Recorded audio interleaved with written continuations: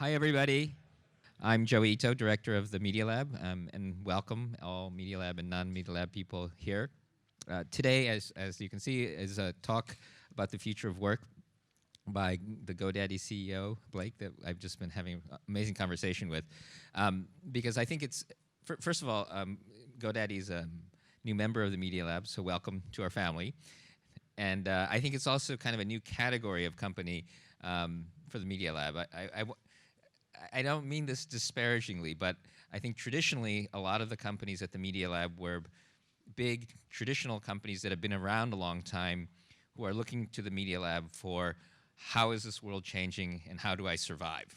I think GoDaddy is a new category of companies for the Media Lab, which is we are part of this disruptive internet that is, as Blake will talk about, democratizing and completely changing the nature of business and work, kind of in the way that the Industrial Revolution changed the master journeyman apprentice model to a scalable model.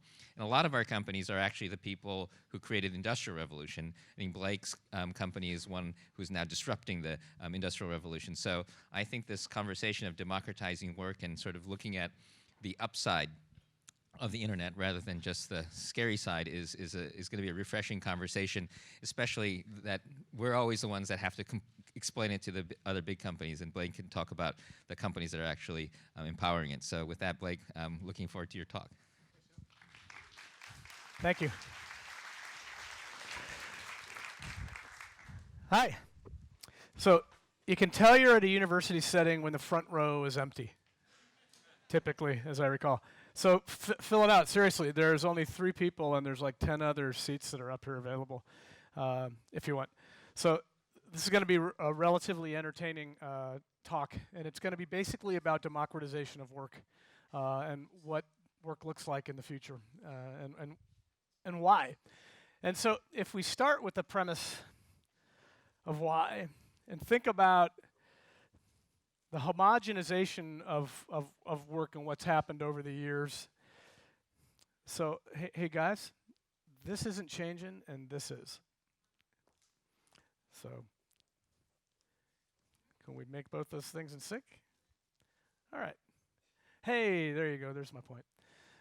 So, if you think about what technology has been doing for us at a consumer level, it's actually been taking us from this world of homogeneity where everybody consumes media at the same time to a world of vastly individual tech where I can be my own media channel, I can consume things myself where it's uniquely my own.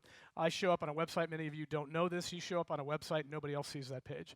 I know when I was the chief product officer at Yahoo, we had 13 million different home pages that we served up on a daily basis based on what we think you are, what we think you were consuming the day before, what we think your habits were, and we'd literally serve up something different every day. If you think about where we are today, think about just daily entertainment. Think about the TV and appointment scheduled TV where people would actually show up at a certain time, or Sunday night you'd watch Disney or whatever, I don't care what show you were watching. You'd show up and do it, and you'd schedule it, you'd coordinate it, and you'd do it with your family. Today, it's an entirely different thing, right? You have your own individual channel. You're probably going to consume it on a mobile device, a tablet, maybe a TV, and you're probably going to use, I know in my house, we use Apple TV more than we use, frankly, scheduled network TV, and it is incredibly individual, and everyone in my family has their own channel, and they decide what they're going to watch. That consumption model has been incredibly individual. And the technology that exists to make it individual, you don't even know what's happening. The stuff in there isn't an idea around having a content bubble that says you're only going to get served up the stuff that you care the most about, and you're not even going to be aware of those other things. So there's some dangers with it as well, but that individuality of consumption of media is here, and consumption of entertainment. So it's not just TV and that kind of media. If you think about talk syndication, this is a guy named Casey Kasem, who was back in the 60s, ran something, 70s I think too, called America Top 40. People would dial in from all over the place to hear this guy's music, to hear what he was doing. And now if you think about syndicated talk, it's completely different. There are YouTube channels that cover just about every oddity you can imagine. There are people in this room that are watching things on YouTube that nobody else in this room is watching. Guarantee it. Adam Carolla, he used to run a pretty successful show on TV. I think it was on Spike TV called The Man Show. Really wasn't making all that much money. He actually went and got into the podcast business. Now the guy's actually got nobody sitting between him and his paycheck, and he's killing it as a podcast guy. And that's just a podcast, which doesn't actually get that much attention. You go back to YouTube channels, there are folks that are creators and producers of their own content, and it's uniquely themselves, and they are their channel. And they're killing it.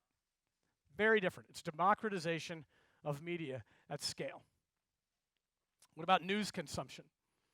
Today, news consumption is vastly different than news consumption was a decade ago. A decade ago, news consumption was CNBC, MSNBC, CBS, ABC, etc. And today, you are as much a news producer as those folks are. And the consumption platform tends to be more on top of Twitter, on top of Facebook, on top of any kind of engagement platform that exists that allows you to go dial in who you want to get news from and how you want that feed to show up.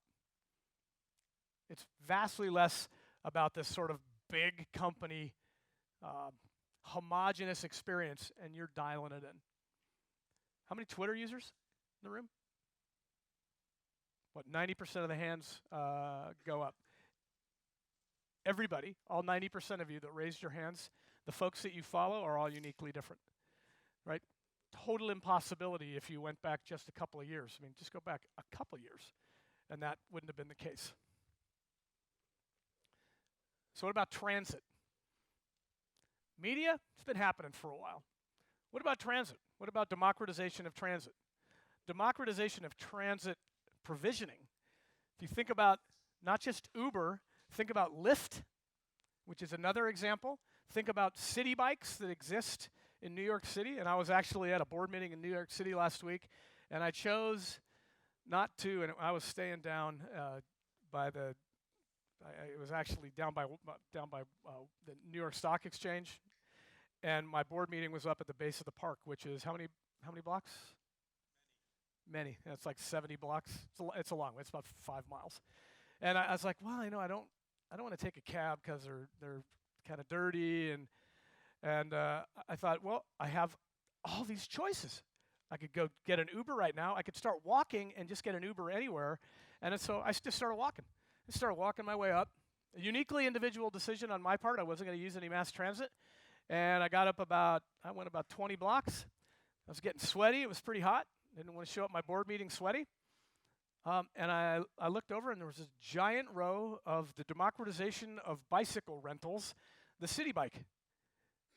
So I whipped in, threw a credit card in, got my punch code, and drove a city bike the rest of the 60 blocks or so it was. I didn't use mass transit. I used this great feature that had been provided to me that was uniquely individual, and I could dial it in. And the provisioning of it was also unique. Travel. Same thing in travel. Not Expedia, not Hotels.com, but people, and this is provisioning. People renting out their own house or renting out their own couch, whether it's Airbnb, whether it's VRBO, whether it's HomeAway. It is the ability to actually say, God, I'm going to go into this business myself. Now, all of the things that I've been showing you are all based on some technological phenomena that happened on a SaaS-based technology that allows this to happen at unprecedented scale. Incredibly individually, because you can dial in individual capabilities at a level of precision that's pretty fantastic. How many folks use Airbnb? How many folks would have raised their hand 5 years ago if asked how many folks use Airbnb? 2, 3? Like, look how fast it happens. I mean, it's just absolutely amazing. All right. Capital. You have a bank. And Joe and I were talking about this and the way that banks actually lended to other merchants and then started lending to individuals. And now the democratization of lending has changed rather dramatically and is enabling folks that could never have possibly gotten a loan to get a loan. At GoDaddy, one of the things that we do, we actually provide every employee with a Kiva loan amount and allow our employees to loan other people around the world money so they can go start their own business. And if you take that a step further, there's other things that have happened recently in the capital markets. And I'll use Kickstarter as an example where you can decide you want to go fund something. You may get a return, you may get nothing. It allows you to be a venture capital, again, at democratized scale. Indiegogo, very, very similar. And Kiva isn't actually even making a bet on something, whether it's going to be successful or not. It's making a bet on an individual because you feel passion around what they do. How many folks have used Kiva in the room? For those of you who haven't and you want to feel good feel really good about something, for $25 you can go fund somebody's business and help them get started, and you can do it in places as far-flung as the stands or in Africa, wherever. And it is a wonderful way to actually provide capital to folks who otherwise wouldn't get it. It is the democratization of the capital structure that has been owned by big banks. And if you think about the amount of capital that you represent in this room, or the collective, just the US alone represents, it's a pretty significant amount of money. Now, something that you're all very close to, if you're a student, is democratization of party supplies. No, I'm kidding. When I was in college, which is quite a long time ago, you had like 4 choices of beer.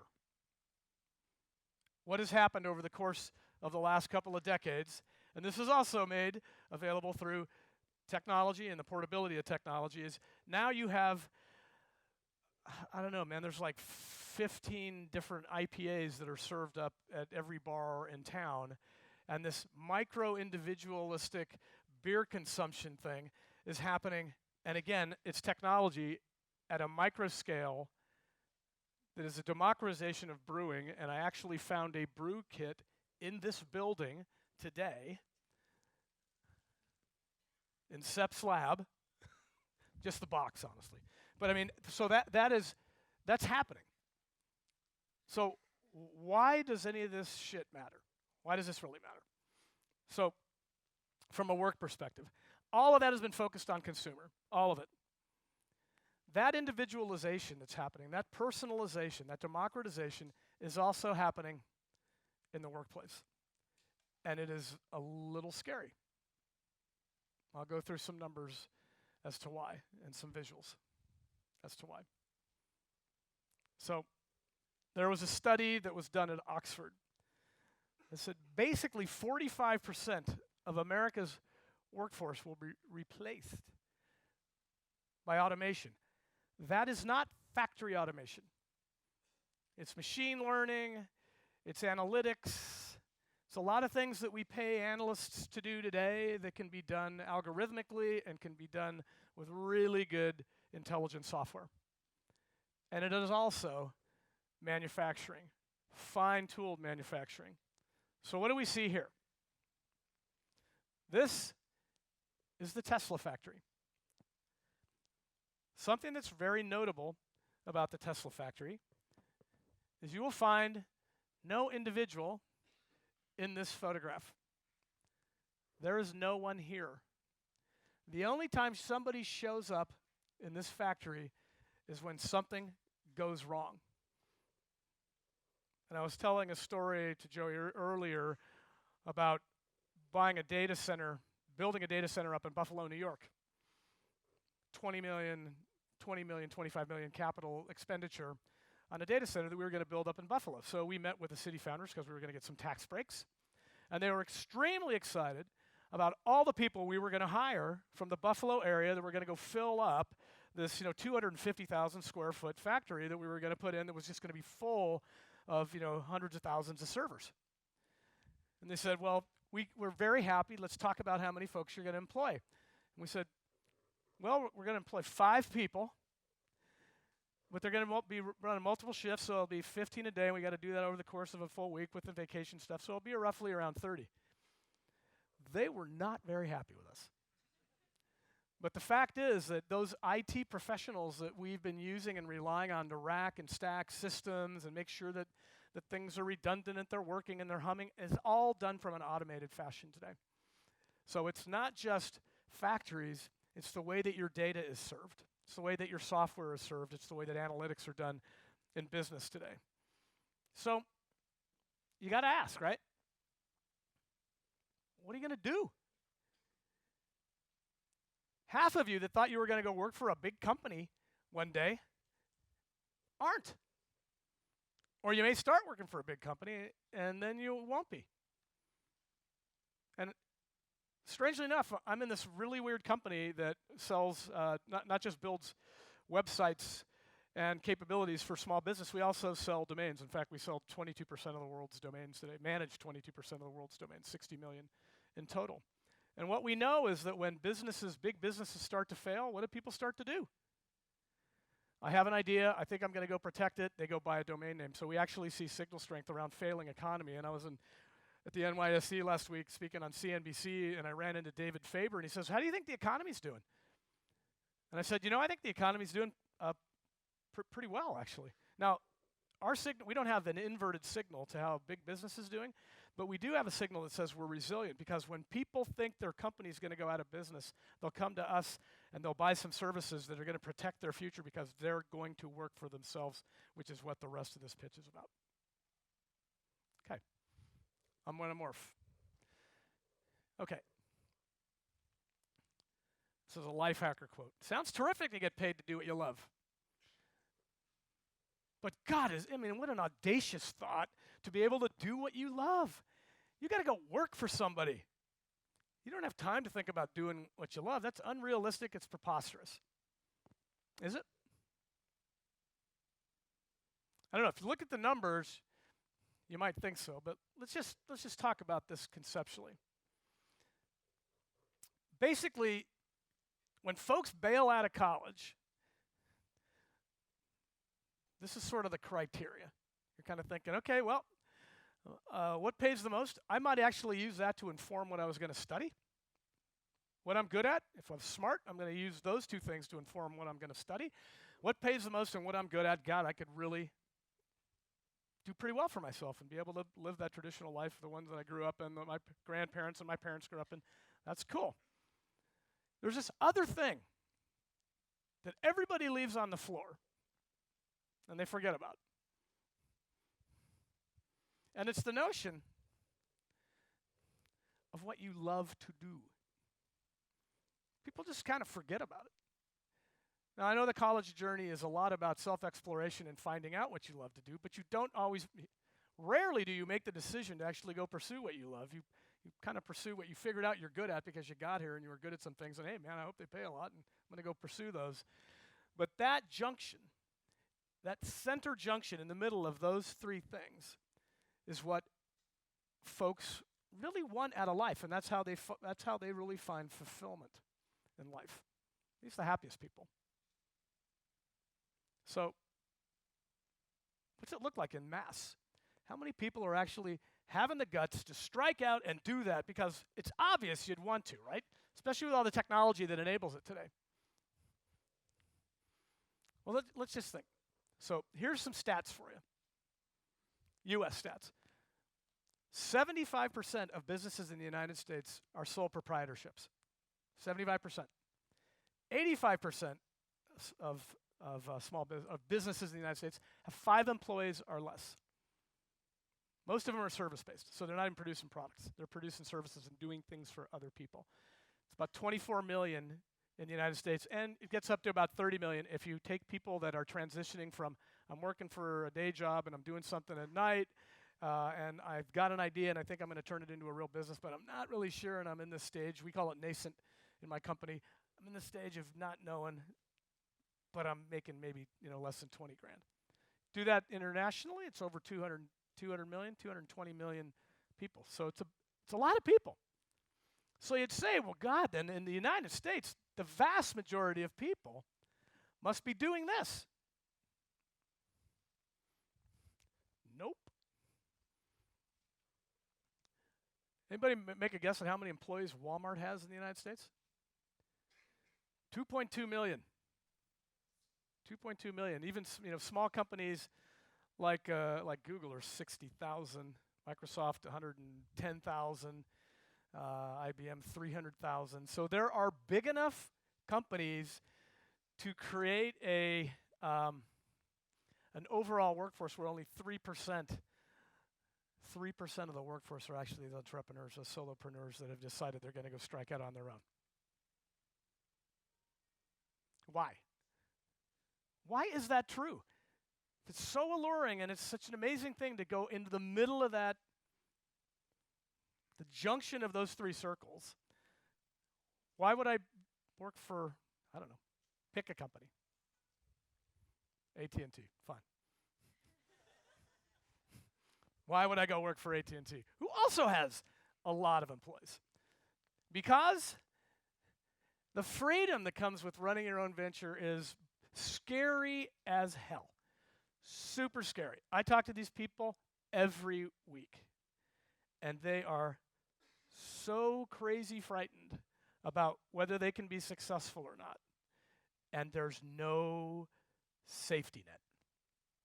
And they grew up in a family where the person that was running the family had a safety net, and they were working for somebody, and they had a boss, and they had a review process, and they had all these processes that actually made them feel very comfortable and made them feel like they were in amongst 100,000 other people that had the same rules that they were living by. And you go do this, and there are no rules, and there's no insurance, and there's no benefits, and there's no vacation, and there's no, on and on and on, because you decide. Now, the good news is that same technology that we talked about earlier, this democratizing all of those different media and beer creation and transportation, are enabling little businesses to actually go start and be successful much more easily. So they can say, I'm actually going to do a bunch of stuff digitally. I'm never even going to go get a brick and mortar storefront, which takes down my CapEx spend, and I don't really have to do much. And I can maybe with $50 go get started. And it's true. If you're a service-based company with sweat equity and maybe $50, you can get started, have a digital presence, and get going. So those same services are taking people there. Cloud services are starting to lower barriers. And I know probably at MIT, I think when you're thinking about entrepreneurs, you're thinking about Facebook and Foursquare and Square and all these other companies that have been very successful technology startups. And entrepreneurs are, oddly enough, most entrepreneurs in the United States are not that. It's somebody said, I think I could be a really great window washer, and therefore I'm going to go do that. Now, how do I actually go acquire and retain customers? I'm going to be the best cake baker that you've ever seen in this particular local area, and I might want to go larger than that. Or I'm going to provide a certain service, and I want to go larger than just providing it in my local area. Cloud services are allowing people to do that.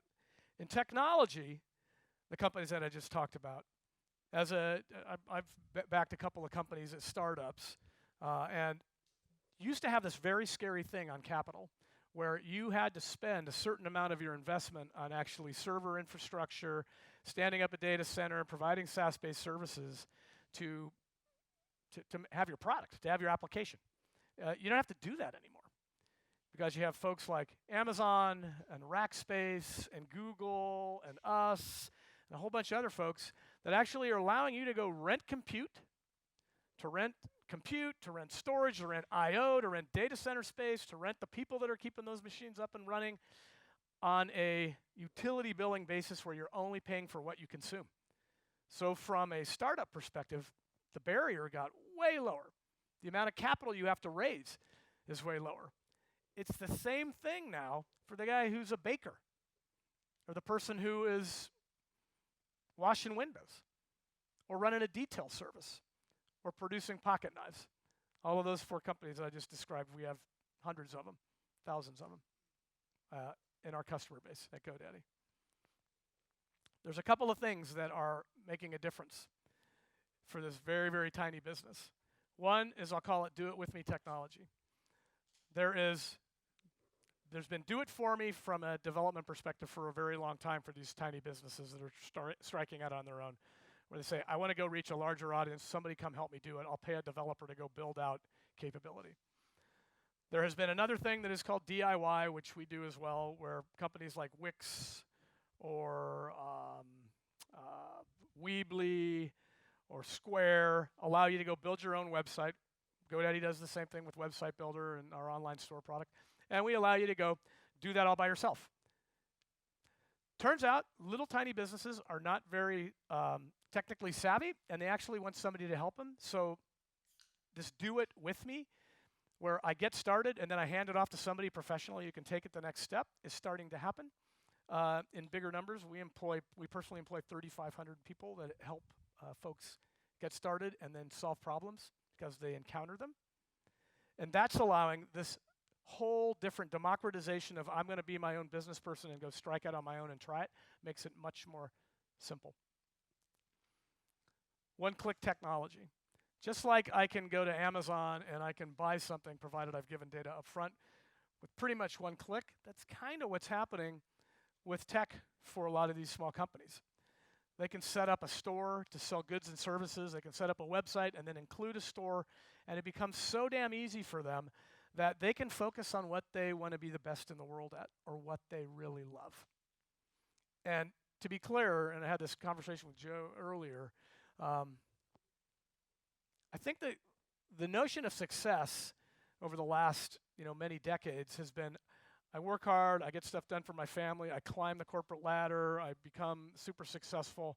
And it's been very clear from the solopreneurs and the entrepreneurs that we provide services for that their measure of success is quite different. Their measure of success maybe, I can provide for my family and I want to take Fridays off because I'm a kiteboarder. And for them, that balance between what I want to do with my life and what I want to provide either to my community or what I want to do because I'm hyper athletic is very different. And it's a very different way of thinking.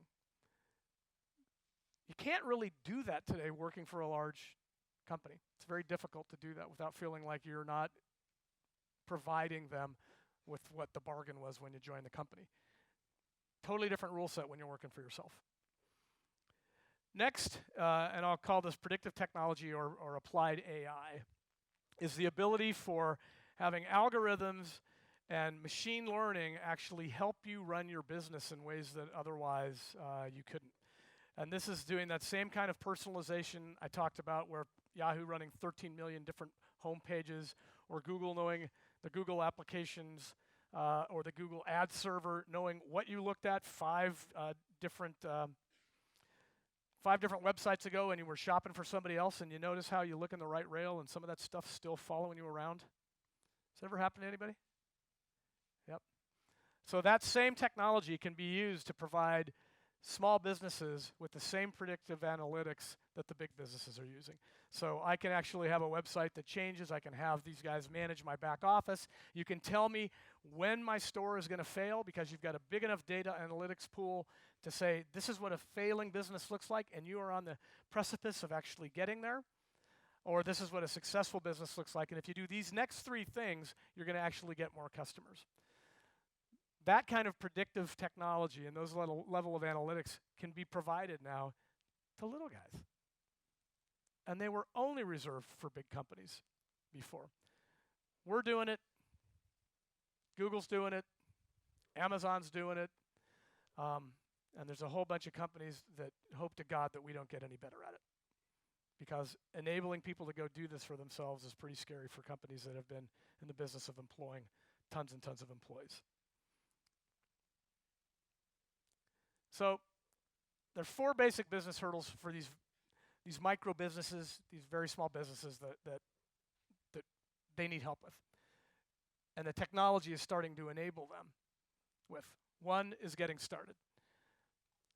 If you think about LegalZoom, they put people on the phone, but they do a whole bunch of stuff for you without you talking to anybody. It helps you do business formation. It actually helps you incorporate. It helps you understand tax structure, helps you decide what state you actually ought to go form your business in so you don't have to pay as much in a tax situation.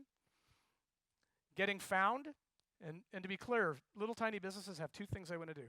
They want to acquire customers and they want to keep them. In order to do that, they have to get found somehow.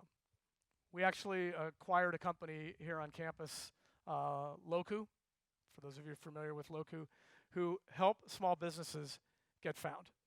Not just in a Google search, but in a listing service. So whether it's the Yellow Pages, whether it's OpenTable, whether it's Urban Spoon, whatever, Angie's List, syndication out to all of these different services that allow somebody to go get found. There is no possible way, if a syndication service didn't exist, that a small business would have the time to go make sure they showed up in every mobile app that they had on their phone that they use. Like if you're trying to make sure you're managing your Yelp presence and you're not doing your business, you got a major problem. So services that are either do-it-with-me services or DIY services that allow me to get found, allow me to acquire and retain customers, they're my lifeblood, and they exist today.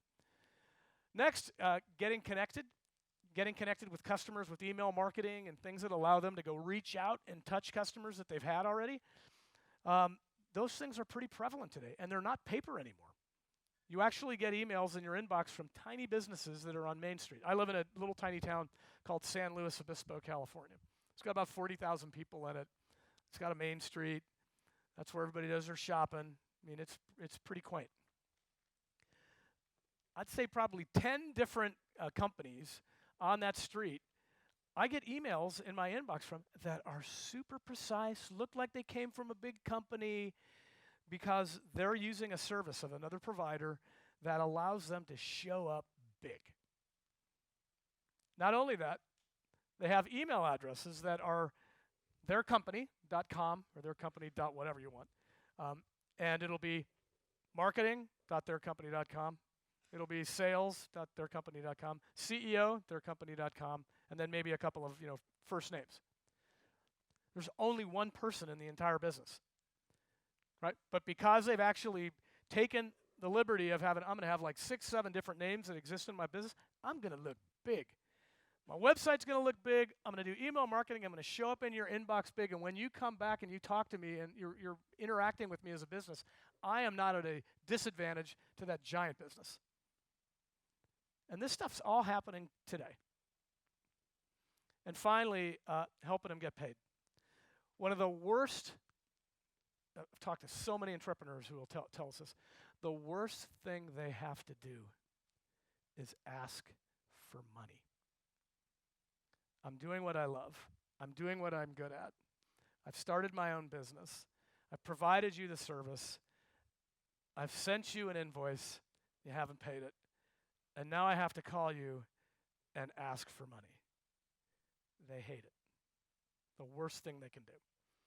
So there are services, we provide them too, that allow us to proxy, send an email on their behalf, go back and forth where the person who they're sending money to, all they have to do is hit a button and they've exchanged.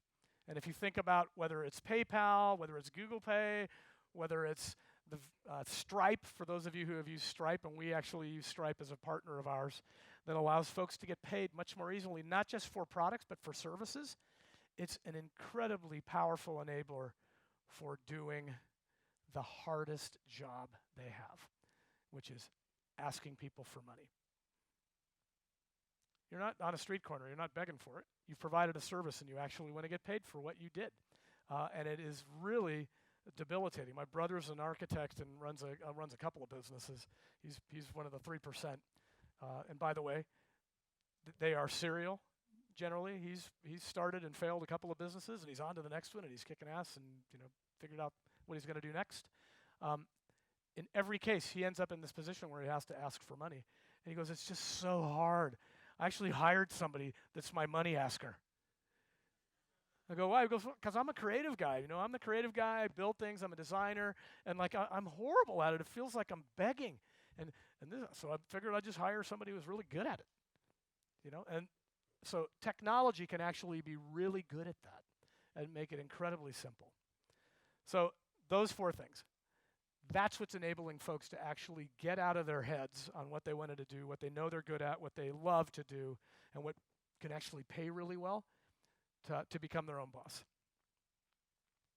Like all of that stuff that I'm describing, that you are all conjuring up thoughts, for the most part, that are here in the U.S., whether it's, small town USA or a big city, you take the scenarios that happen here in the United States, and they are much bigger outside of the U.S. because small businesses dominate outside of the U.S., especially in third world economies.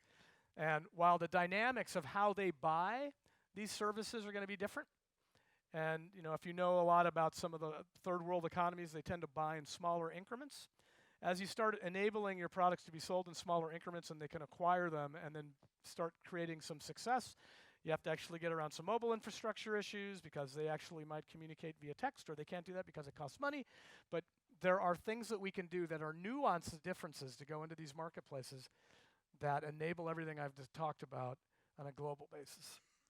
And it is a huge, huge change for the world. Our vision at the company, and this is a pretty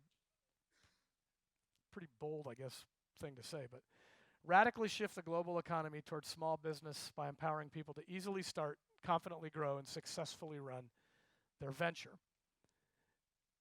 Impossible to apply a metric to it to say, how was I successful? You know, this quarter, next quarter, the quarter after that. Those we use financial metrics for. But a decade or 2 decades from now, when you look at the world's GDP and you look at this VSB or the solopreneur segment, and you saw that that GDP segment grew quicker than the rest of the world's GDP, you'll know that what I'm talking about is true. And we think we're in the middle of, at the very, I won't say the middle, the very beginning of that revolution where people are realizing that this capability is there and we can actually take advantage of it and turn it into a completely different pivot on the economy, very much like what happened in the inverse when the Industrial Revolution happened, when folks went from doing their own thing to working for the man. By community. It's a producer economy. That notion of democratization of work is very, very real. I know you didn't come to college to be a work democratizer, probably. But the last speech that I gave at a college, which was, I did Cal Poly's commencement speech this year, and it was all about trying to figure out what you do really well and then going after that and making sure that what you do, you love. And if you can find the center of those three, the center of that Venn diagram, that junction, I guarantee you're going to be a happier camper than you otherwise would if you were working for somebody. Now, there are risks. It's scary. It's daunting, but it's happening. And the technology is there to make it so. So that's it for me. When I come in about 35 minutes. So I will open it up to questions, if there are any. Yes, sir. What do I think about basic income? Can you fill that question out for me?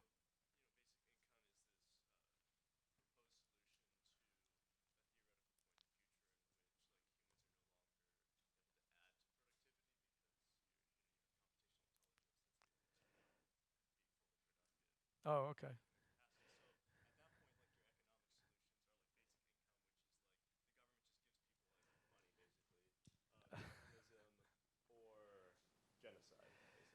Yeah, so that, to fill it out, it was it's basically the notion of having either machine learning or governments doing enough on individuals' behalf that there's really no incentive for you to kind of take that next step to go work.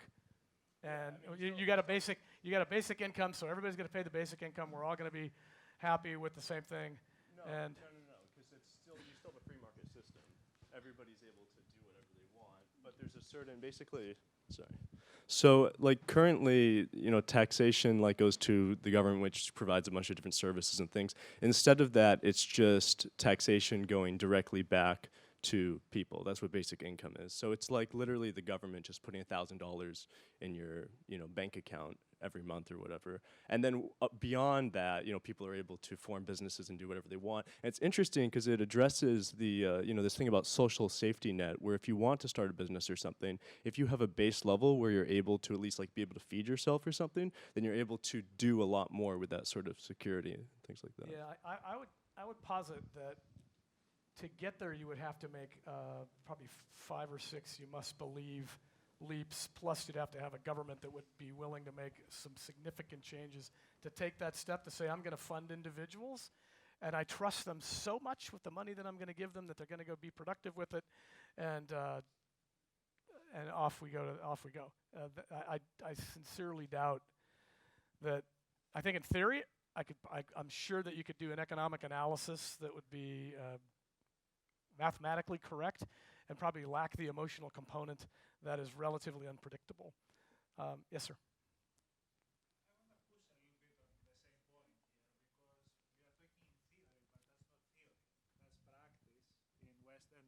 and actually that's practice. Minimum guaranteed income is a practice in many of the relatively most advanced countries in Western Europe, like Holland, for example, which is not exactly the tenet of socialism, the dreaded S word for the US, he said about communism. But when you have an increased number of unemployed people and you have an increased income inequality, those things are not in theory, and you don't need to make too many leaps of faith.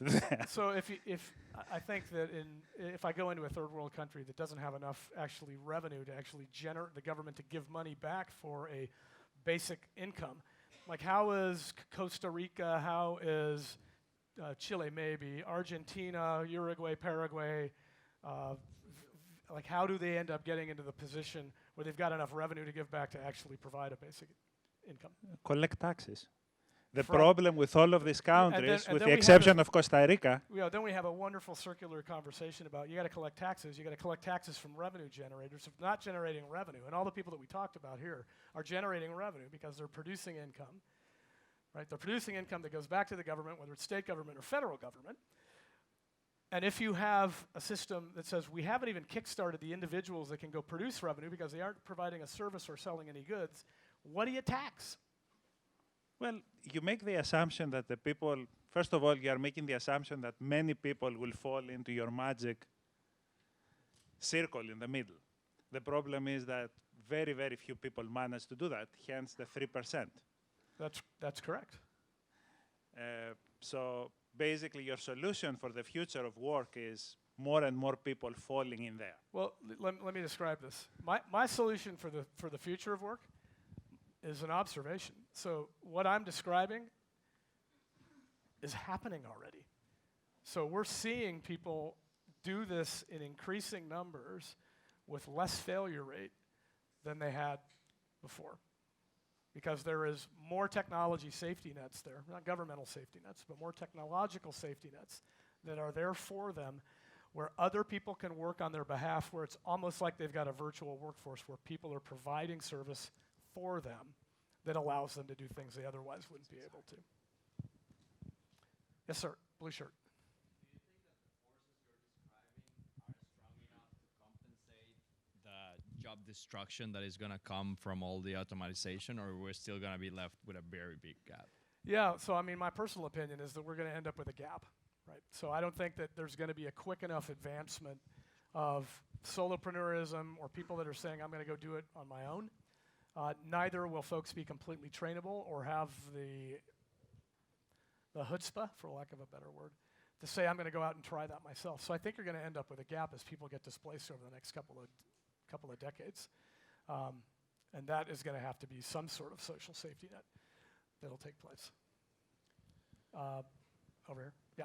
So this ends up being a little bit of a follow-up question, but do you think there are enough people who have the things they know how to do that overlaps with what actually makes money and what they love? Or do you think we're going to have to find ways to train people to know how to do things that they also love and that also makes them money? I think the latter is true. So I do believe there's a lot of training that happens, and I think the training that we provide people both in college and out of college today doesn't actually provide people with the tools they need to go do what you described, to be able to do those things. You find folks that are self-starters that didn't have to be trained, that are willing to go do it.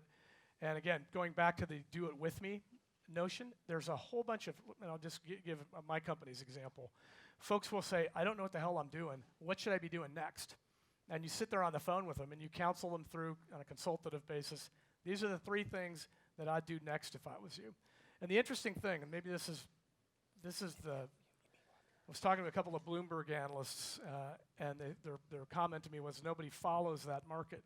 Is many of the people that we serve today in my business start their business while they're working for somebody else.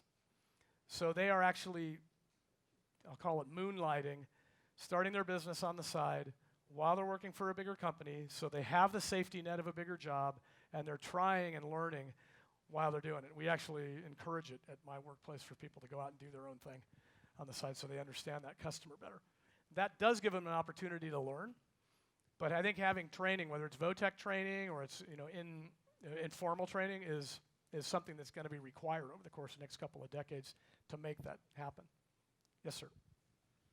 You've been repeatedly using the phrase third world countries. So I'm kind of intrigued by that. Or what is your definition of third world countries, and when do you think yeah, that let me call them division is? let me call them developing economies rather than third world countries. So developing economies for us are frankly, if you think of Uruguay or Paraguay as developing, or Zimbabwe or Zambia or Botswana, they're all developing economies, and I'll have quite a few entrepreneurs that are in there, and they're trying to figure out how to become more central to what happens there. Yes, sir. As work moves more and more virtually, one of the big components of work has been kind of the culture and community that it develops for people. And so how do you see that changing as within both a big company such as yourself, but then also for some of the VSBs where they're usually, learning from communities and stuff like that as well? So the notion of community is incredibly important. In fact, the work that we're doing with the Media Lab here is all around the sense of small business community and how do we enable people to communicate and get better at what they do. And our vision is actually creating a community of small business entrepreneurs that help each other and bootstrap. It's happening today, but it's not happening at a formal level. So it's happening on Facebook, somewhat happening on LinkedIn, and nobody has really built a small business community where folks engage in big numbers. For those entrepreneurs who are thinking about it, there's an opportunity there that says, I'm going to go connect, a bunch of, millions of small businesses together, because, we have in our database, we probably have in our customer base 25,000 people who just do baked goods all over the world. And to connect those people together, and we've been building infrastructure to do that, have not taken that step yet, we think is going to be one of the keys to helping them be successful. And it almost plays on the learning question that happened before. How do you actually teach these folks to become more successful and strike out on their own successfully? And we think community is a key important part of it. Yes, ma'am.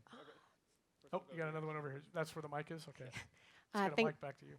Hi, Blake. Thanks for doing this talk. My question is, at the very beginning, the companies that you were showcasing as disruptors that were changing the way that we live in society, Uber, Kickstarter, et cetera, the disruptions were happening at a very small scale, like companies that were really small. So my question is, what do you see the role of really large companies being in shaping the way that we exist in society in the future? Will it only be at the small entrepreneurs setting out scale, or what is the role of larger companies?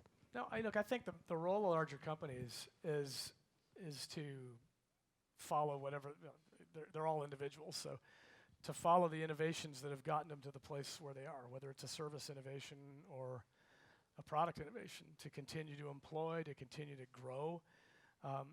And this will feel like it sort of flies in the face of big company, but to interface with these small companies and actually make room for them. So if I think about large infrastructure companies that are the folks that are the incumbents that these disruptors are taking on, is to figure out how to bridge the gap and work with them as they start to disrupt. I honestly think that big companies, and doesn't matter if you're a big technology company or you're a company that's in the services business, there's a huge hesitance to disrupt your own business, but the only way that you move businesses forward is really disruption, whether it's internal disruption, market disruption, economic disruption. And what we find with big companies generally is they're very squeamish about disrupting their own revenue stream, disappointing Wall Street, having an underperformer, because they've got a ton of pressures and constituents that are customers, partners, investors, et cetera. So you don't see them taking those steps. My personal belief is if those companies are going to survive over the course of the next 50 years, they have to become their own disruptors, and they have to figure out how to go fund disruption in their own business and figure out how to cross a chasm that's both, an earnings chasm, could be a revenue chasm, that allows them to take on a new model. I think of taxi cabs in New York City, or taxi cabs in San Francisco, or France, in Paris, which is a very old school non-acceptor of disrupting. I mean, they're basically, don't give me any disruption. I don't want this thing to change a lot. And then companies that are very large, like I'll use IBM as an example, that's actually starting to disrupt their own business and has done it a couple of times, going from hardware to a services-based business. And you're seeing other companies that are pretty good size, not just tech companies doing it as well. Yes, ma'am. First of all, I'd like to thank you for a great talk and even more for your amazing intuition about that going against human nature is futile, i.e. communism. But my question is, we disrupted transportation, we disrupted travel, now we disrupted services. What's the next disruption you predict? I have no idea. I honestly, I mean, the next disruption, I actually think there are a couple of big disruptions at a macro level. I think there's a big disruption in healthcare that's about to come. I think there's a big disruption in the insurance industry that I think will come. I mean, it's hard to imagine crowdsourcing insurance. But you can imagine crowdsourcing insurance. And I think the healthcare industry, while it's going through a governmental disruption, is actually pretty ripe for disruption right now as well. Very, very, very simply put. Yes? Thank you. Is this on? Nope. Okay. At Boston College, the majority of the undergrads go on a retreat, and the questions they ask are, what am I good at, what do I love, and what does the world need? And I'd like to hear your perspective on that point of view. It's a great point of view. I mean, it's a wonderful egalitarian point of view that I've heard actually at Cal Poly, San Luis Obispo as well. And probably isn't actually said that often, so thank you for thank you I'm for just saying wondering it. if you'd incorporate that into your Venn diagram as the fourth circle. Yeah, it's interesting. I think few people think about, like when I took this role, it was one of those things. It was like, oh my gosh, this actually could change things for the better on a global basis, because I think people want to go do their own thing. The world needs a ton of folks to do this. The world needs folks to volunteer. The world needs more water. The world needs more food. I mean, it's just on and on. It's interesting. I'll think about adding that to the diagram. Thank you. All right, we're at 1:10 on my watch because I didn't set it for here yet. I haven't synced it with my iPhone. Anyway, thank you for your time, everybody. I appreciate spending it.